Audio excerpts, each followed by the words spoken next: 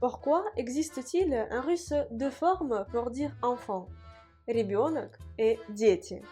Bonjour et bienvenue dans cette nouvelle vidéo. Aujourd'hui, je vais vous expliquer pourquoi en russe il existe deux formes pour dire enfant. Ребенок et дети. Je vais vous parler de la provenance de ces formes et également des formes anciennes qui ont existé en russe auparavant pour dire enfant. Comme ça, nous allons parler un peu de l'histoire de ces mots en russe et de leur emploi actuel. Si vous aimez ce genre de cours, mettez s'il vous plaît un pouce en l'air. C'est très important pour moi et pour les algorithmes de YouTube. Mettez-le maintenant s'il vous plaît pendant que vous y pensez. Merci beaucoup, спасибо большое. C'est vraiment très important pour moi d'avoir les pouces en l'air parce que ainsi YouTube voit que mes vidéos vous plaisent et YouTube va les afficher plus souvent. Donc je vous prie de mettre les pouces en l'air. Merci beaucoup, спасибо большое. Abonnez-vous à ma chaîne YouTube si ce n'est pas encore fait, suivez-moi sur mes réseaux sociaux et sans plus tarder, nous passons au vif du sujet. Pour dire en russe enfant, il existe en russe plusieurs formes, notamment les formes ребенок, ребенок et дети, дети. Ребенок, c'est la forme au singulier, un enfant, alors que дети, дети, c'est la forme au pluriel, des enfants.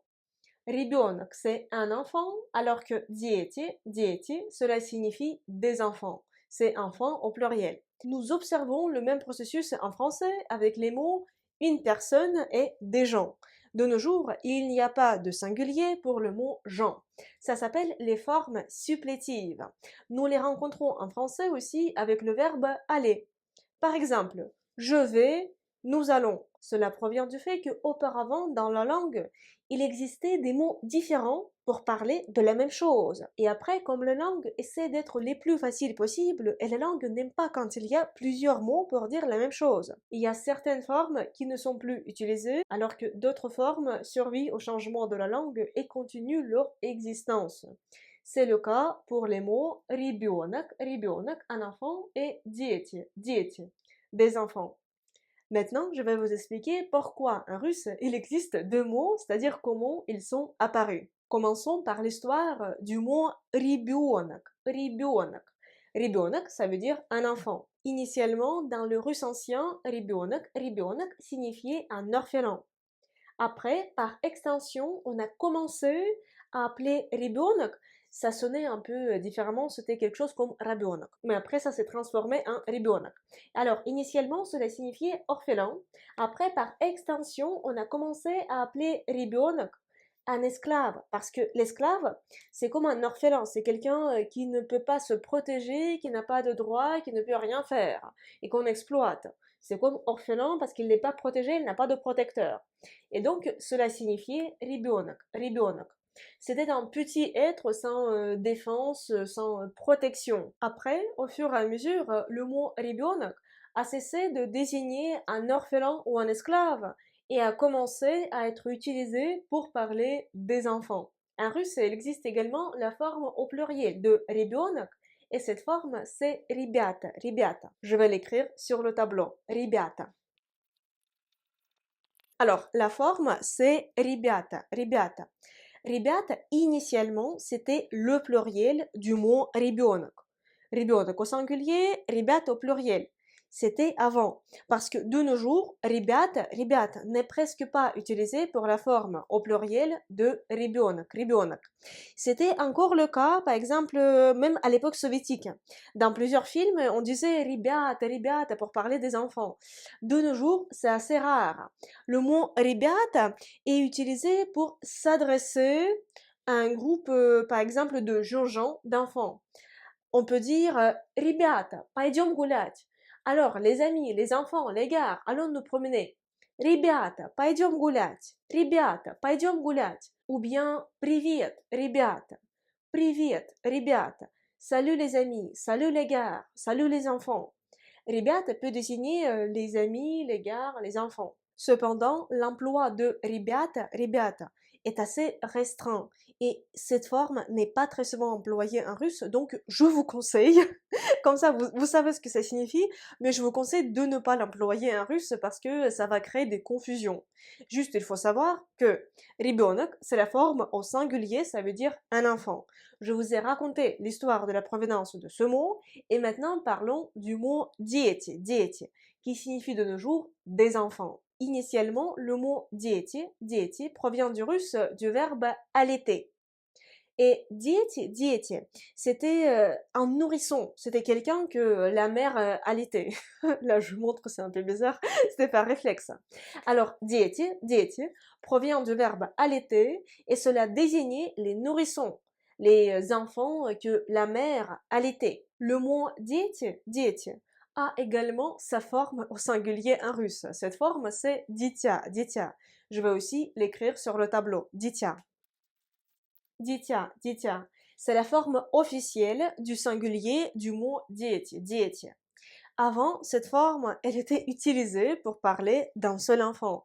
De nos jours, ce n'est plus le cas et le mot дитя n'est presque pas employé. Le mot дитя sonne comme quelque chose de vieilli et également, par exemple, le mot дитя peut être employé par des prêtres, par des ecclésiastiques quand ils s'adressent à un enfant, à une personne jeune. Ils peuvent dire моё дитя. Le mot дитя en russe est du neutre, du genre neutre.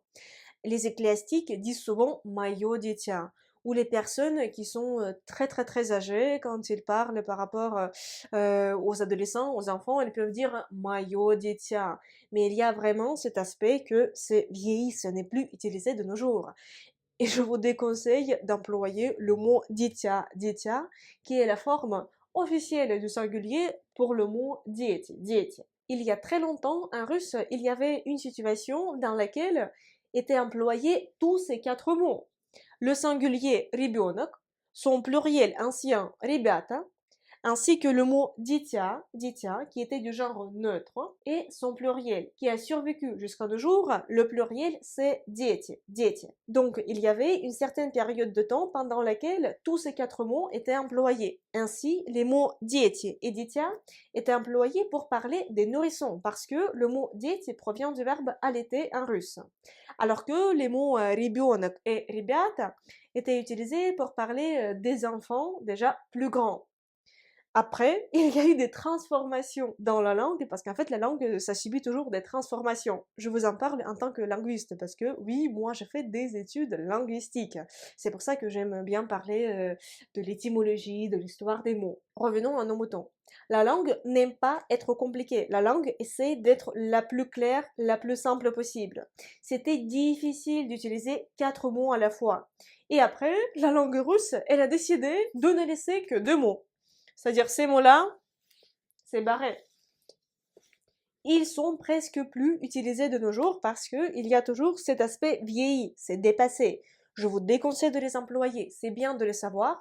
Si vous les rencontrez par exemple dans des textes littéraires, mais c'est tout, dans la vie de tous les jours, vous n'allez pas employer ces mots-là. Il nous faut mémoriser que ребенок, cela signifie un enfant, et дети, c'est sa forme au pluriel qui signifie des enfants. Nous avons en russe les mêmes formes supplétives pour personne. Ce sera человек et люди. J'ai fait un cours exhaustif à ce sujet. Pour le regarder, il faut cliquer sur le lien qui va apparaître ici. J'espère que maintenant vous avez compris la différence entre les mots ребенок et дети. Merci beaucoup d'avoir regardé ce cours de russe. J'espère qu'il vous a plu. Si c'est le cas, mettez s'il vous plaît le pouce en l'air. C'est très important pour moi et pour les algorithmes de YouTube. Mettez-le maintenant s'il vous plaît pendant que vous y pensez. Merci beaucoup. Спасибо большое. Abonnez-vous à cette chaîne YouTube si ce n'est pas encore fait et suivez-moi sur mes réseaux sociaux parce que j'y publie tous les jours du contenu sur le russe ou sur la Russie. Je veux remercier les personnes qui soutiennent mon travail, qui soutiennent la création de nouveaux cours de russe et de nouvelles vidéos sur la Russie par PayPal. Спасибо большое.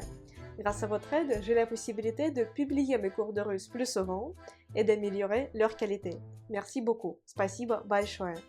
Si vous aussi, vous avez l'envie et bien sûr la possibilité de me soutenir, je vous serais très reconnaissante si vous faisiez un petit don sur mon compte de PayPal. Le lien se trouve dans la description de cette vidéo. Et moi, j'espère vous retrouver très bientôt dans une prochaine leçon de russe sur ma chaîne YouTube ou sur mes réseaux sociaux. Et pour l'instant, je vous dis до свидания, au revoir.